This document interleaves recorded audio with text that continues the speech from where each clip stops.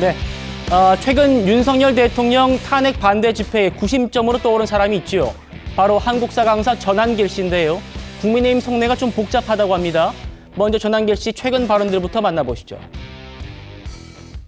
대통령께서는 야당의 포괄적이고 비합법적인 방법으로 탄핵을 당하고 억울하게 누명을 쓰고 현재 구치소에 갇혀 계십니다. 우리 사랑하는 대통령을 생각하면 우리 이 정도는 견딜 수 있지 않겠습니까?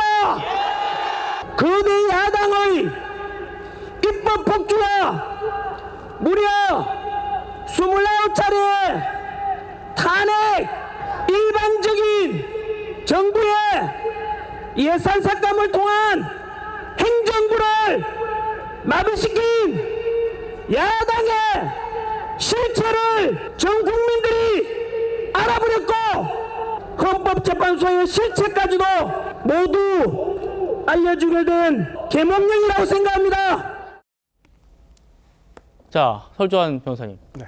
제가 방송 직전에 봤더니요. 전한길 씨 유튜브 구독자 수가 118만입니다. 118만. 불과 한 달 전에 50만 명 정도였거든요. 그때는 뭐 많긴 했습니다만 급속도로 120만 가까이 됐단 말입니다. 이런 관심의 동력은 바깥에서 보시기에 뭐라고 보세요? 그러니까 뭐 어떤 분들은 극우라고 하고요. 저는 극우라는 표현을 쓰고 싶지는 않습니다. 뭐 어디 정치 세력이나 있는 강성 지지층이라고 생각합니다. 그건 뭐 민주당에도 당연히 있는 것이고, 민주당이라기보다는 진보 진영에도 있는 것이고, 그다음에 저는 보수 진영에도 강성 지지층이 있다고 봅니다. 그리고 참 국민의힘으로서는 상당히 골치 아프겠구나라는 생각이 듭니다. 최근에 권성동 원내대표라든지 그다음에 권영세 비대위원장이 대통령을 구치소로 접견한 것도 어찌 보면 이러한 원인이 아닐까라는 생각이 듭니다. 어찌됐든 간에 최근에 전한길 씨로 대표되는 소위 강성 지지층들의 목소리가 그분들의 호응이 되고 있다는 것이거든요. 그렇다고 한다면 이러한 분들을 그냥 극우라고 표현을 하면서 그냥 무시할 것인가? 저는 그렇게 봐서는 안 된다고 생각하거든요. 이분들이 과연 내는 목소리에 이유가 있을 것이고, 그렇다고 한다면 이것을 또 해소해 줘야 되는 것이 정치권의 역할 아니겠습니까? 저는 그런 부분에서라면 단순히 그냥 이 부분을 그냥 우리 사회에 없는 세력, 없는 목소리 취급할 것은 아니라고 봅니다. 분명히 실체는 존재하고, 그렇기 때문에 이러한 실체가 있는 뭐 어떠한 구체적인 세력은 될 수는 없겠지만은 이런 목소리라든지 이런 세력, 어떠한 이런 생각을 같이 공유하는 국민들이 분명히 있으시다는 얘기거든요. 그럼 저는 그것 중에 하나가 지금 전한길 씨로 대표되고 있는 어떤 유튜브 구독자의 증가라든지, 아니면 최근에 뭐 여러 여론조사에서 김문수 지금 고용노동부 장관이 어떤 급부상하고 있다는 것이라든지, 저는 같은 어떤 흐름으로 보고 있기 때문에 이러한 것을 그냥 뭐 국민의힘에서도 어떻게 흡수를 할 것인지, 아니면 어떻게 해소를 할 것인지, 또 이분들의 오해를 어떻게 또 풀어줄 것인지, 이런 부분에 대해서 참 고민이 깊어질 수밖에 없는 상황 아닌가 싶습니다. 예. 민주당에서는 어떻게 보십니까, 강 부대변인님? 특히 지금 2030 청년층에서 전한길 씨가 이제 한국사 강사이기 때문에 저희 수강생들이 이제 청년층일 테고, 그 청년층에 아주 익숙한 인물이 지금 탄핵 집회의 쭉 핵심 인물로, 탄핵 반대 집회 핵심 인물로 떠오른 상황. 2030의 호응도가 높은 건 민주당 어떻게 보세요?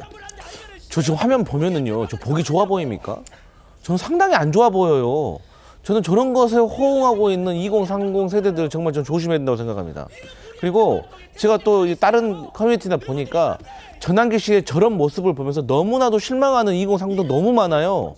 그리고 특히나 지금 뭐 시험이 얼마 안 남았는데 우리 시험 공부는 안 시켜주고 지금 저렇게 이제 계몽령 운운한다고 실망하는 저는 2030이 많은 것도 저는 봤거든요.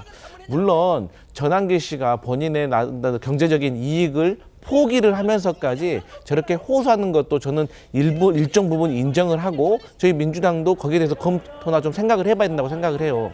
하지만 저도 주변에서 하도 전한길 하길래 제가 한번 들어봤거든요. 인내심을 가지고 44분 영상을. 그런데 정말 저는 죄송한 말씀입니다만 저분이 정말 예산이 어떻게 편성되고 어떻게 삭감되고 증대되는 거 알고 저러시나? 탄핵의 절차 아시나? 그리고 주장만 있고 좀 근거가 많이 빈약하다는 생각을 저는 많이 했기 때문에 저는 일종의 어떤 큰 흐름이라는 것에 있어서 존중은 하지만 저는 개인적으로 저분의 목소리가 공감되지는 않았다 이런 말씀 드리겠습니다. 예. 전한길 씨 내용 보셨다니까 뭐잘 아시겠습니다만 전한길 씨가 원래 톤이 굉장히 높은 게 본인의 캐릭터더라고요. 원래부터 저렇게 이제 좀 과한 몸짓 이렇게 하시는 게 그동안의 모습이었다라는 말씀도 좀 드려야 될 것 같습니다. 예, 전한길 씨 헌법재판소 재판관들의 공정성도 문제 삼고 있습니다. 만나보시죠. 진실을 알려드리기 위해서 원고 정리하는데